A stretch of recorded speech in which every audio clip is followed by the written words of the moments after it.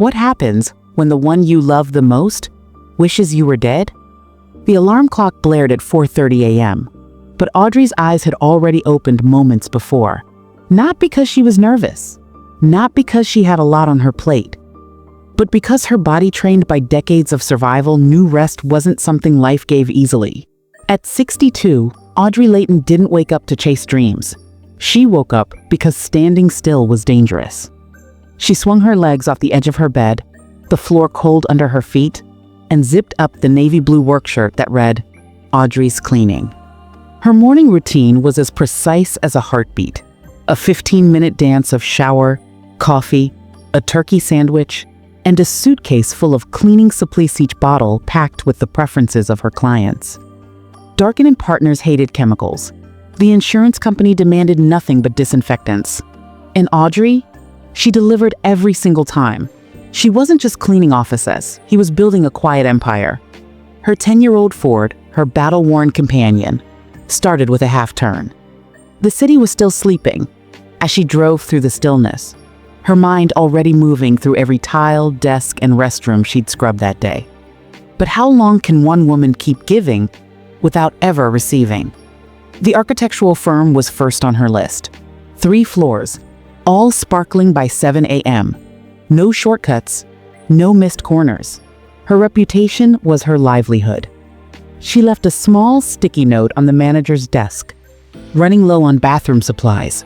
Audrey. That was hair efficient, invisible, dependable. By 9 a.m., she'd already finished cleaning a dental clinic, where the receptionist smiled and passed her another referral. Word of mouth was her marketing team, and Audrey was grateful. She wasn't rich, but she wasn't struggling either. Not anymore. After the bank she'd worked at for 30 years collapsed, she'd been forced to reinvent herself from scratch at 60. And she did. Not out of luxury, out of necessity. But what do you do when your own son sees you not as a mother, but as a wallet? Emvin, her only son, called that afternoon. Again, another request. Another fake, "How are you, Mom?" before the demand dropped like a hammer. 10 grand. Just till next month, please. She hesitated. He didn't. Honestly, he laughed. "I wish you got hit by a car. At least then we'd get the insurance money and sell your apartment." The room didn't go silent. It screamed. Her heart didn't break. It cleared. In that moment, Audrey didn't feel like a mother. She felt like a mistake someone regretted not cashing in on. What happens when betrayal becomes the reason you wake up stronger? That night, she made herself a simple dinner, sat in the silence of her 1-bedroom apartment, and stared out the window. The rain came, right on cue. The city was still spinning. But something inside her had stopped. And just like that, Audrey Layton knew. This wasn't rock bottom. This was a new beginning. But what would she do with the rage buried beneath her silence? What if everything you thought about someone was only half the truth? The rain hadn't stopped that night. It whispered against the window pane like a secret only the sky knew. Audrey sat at the edge of her small couch, staring blankly at the television playing a show she wasn't watching. The bitterness of her son's words still echoed in the silence. "I wish you got hit by a car." The numbness in her chest didn't go away, but it hardened. It cooled her, like armor being forged in betrayal. So, she stood up, grabbed her coat, and walked out into the rain without an umbrella. The 24/7 gas station at the corner of Evergreen Avenue buzzed in fluorescent white. She stepped in, water dripping from her coat, and for the first time in years, she did something completely unplanned. She walked to the lottery stand and bought a ticket. Just one. A single line of numbers that meant nothing until they did. What if one random decision flipped your entire destiny? 3 days later, Audrey sat at her kitchen table, the television once again on, but this time tuned into the lottery drawing. Her sandwich sat untouched as each number was called out, one by one.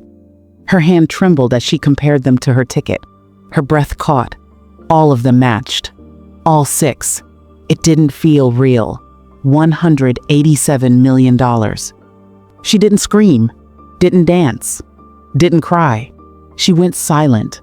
Deep, powerful silence.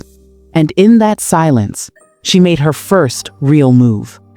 The next morning, she didn't go to work. Instead, she sat in a sleek office chair across from a lawyer who specialized in high-value anonymity cases. A trust was formed. An alias was used. Her identity was masked. The money was claimed quietly, without any press, without a trace. She didn't want fame. She wanted freedom. Why reveal your power when you can rebuild your world in secret?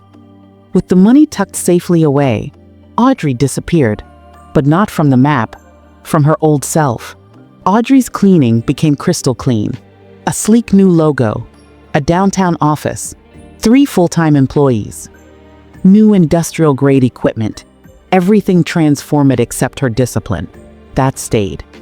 She moved into a modern 2-bedroom apartment across town, purchased a quiet hybrid SUV, and upgraded her wardrobe from dollar store basics to clean-cut elegance. A woman reborn not to flaunt, but to command. She began eating healthier, walking more, taking time for herself. The same hands that scrubbed toilets for decades now signed contracts and managed employees. But how do you hide a storm when your silence starts making noise? Vin and Tessa noticed. They came sniffing around like stray dogs smelling cooked meat. "Mom, what's with the car? Did you win something?" Audrey smiled, calm and unreadable. "No, just doing well. Hard work, good clients." But they didn't believe her. Greed never believes in effort. Tessa's eyes scanned the apartment like it was a crime scene. What happens when those who broke you start realizing you no longer need them? Audrey remained poised. Let them wonder. Let them ache with questions. Because now, the woman they had once dismissed was holding all the cards. And she wasn't playing nice anymore. What does it take for a woman who's been invisible all her life to finally be seen? The headline hit the shelves at 6 a.m. Local entrepreneur crowned businesswoman of the year. There was a smiling photo next to it. Neatly done hair, subtle lipstick, a confident stare behind glasses. The name underneath read, Audrey Layton, founder of Crystal Clean Services. But the woman holding that newspaper in her hands didn't smile. She didn't cry either. She just breathed slowly, like someone standing at the summit after climbing alone for years. The world was finally noticing. But Audrey? She had moved past the need to be noticed. This wasn't about proving something to the world. This was about reclaiming something she thought she'd lost forever herself. But what happens when success only makes the leeches return stronger? Vin showed up again. Tessa, too. This time with tears, rehearsed apologies, and false smiles. They spoke of family, of regret, of second chances. But Audrey had learned the hardest lesson of her life. Some people only come close when they smell money. She offered them nothing. No cash, no car, not even sympathy. But her heart still ached. Not for them. For the grandchildren she rarely saw, trapped in that toxic shadow. So she made a quiet move, set up trust funds under their names, dedicated purely to their education, health, and future. No access for their parents. Can love survive when you cut out the ones who poisoned it for years? With her financial advisor, Audrey expanded Crystal Clean further, now securing government contracts. She opened training centers for women over 50, giving them dignity, skills, and stable work. She invested not in profits but in purpose. But the most beautiful thing she built wasn't business. It was something softer, something unseen. She created a charity for lonely pensioners, those forgotten by their families. Every Saturday, she'd host tea mornings, invite local musicians, and just listen to the old souls like her who had once been discarded. It wasn't pity, it was solidarity. Isn't it strange how strangers can offer more love than blood ever did? Months passed. Her apartment grew warmer. Laughter returned. Peace settled. And then, one day, the unexpected happened. A knock. 2 small figures stood outside her door. Her grandchildren, alone. No Tessa, no Min, just trembling hands and watery eyes. "We just want to talk to you, Grandma." She knelt to hug them, tears finally breaking through. No money was mentioned. No inheritance asked for. Just a simple request. "Can we come see you again?" What if the real win wasn't the millions, but finding love that was never for sale?